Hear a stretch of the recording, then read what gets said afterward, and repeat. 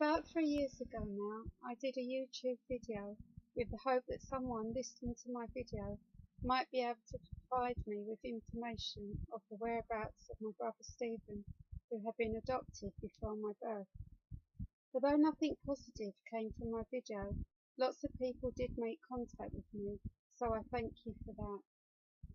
Some people may now know that recently I received devastating news about my brother.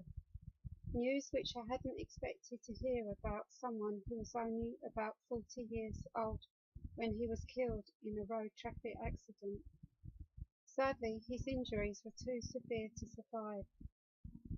But what made this news even harder to bear was the fact that all the time, whilst we were searching for Stephen, he was already dead.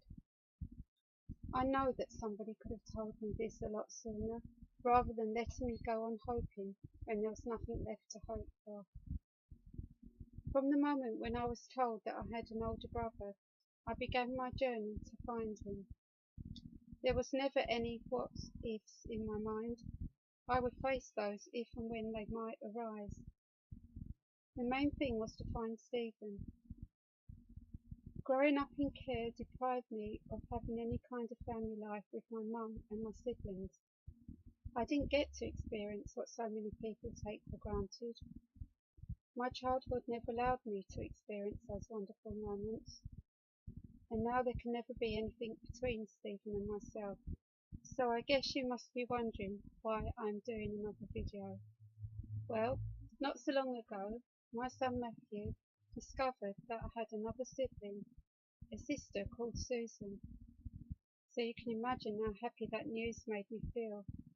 And yet, she's even harder to find than what Stephen was, and this is where all of you come in.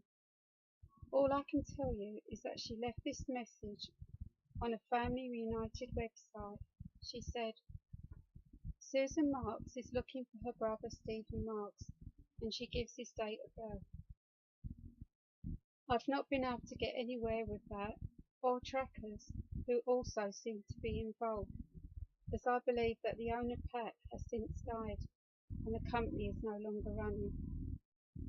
Neither does it appear that Susan was registered at birth, as we've gone through every entry as far back as I can go, bearing in mind how young Mum was when Stephen was born. Yes, it's possible she was registered under another name, but all I can do is search for her with the information I have. And why would Mum do this if it was true? I would imagine that she's younger than Stephen, but older than her two younger siblings, which is myself and my sister Michelle. It's also possible that she was adopted, and that she too has a middle name, but I'm hoping that if she was adopted, then her adopted parents kept her name that Mum gave her at birth. So Susan is clearly aware of Stephen, but not her younger siblings. So either she has always known her brother and somehow lost touch with him, or she only recently found out about him. But if that had been the case, then she would have made the discovery that she has other siblings as well. I would say that she's probably born late 50s, early 60s. If there is a small chance that my mum is hearing my video, then please tell me about my sister.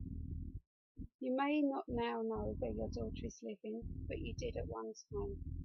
Was she also adopted? I'm certain that no mum can ever forget her babies, no matter how much time has since passed since she last saw them. Their memories shall remain in her heart. Thank you.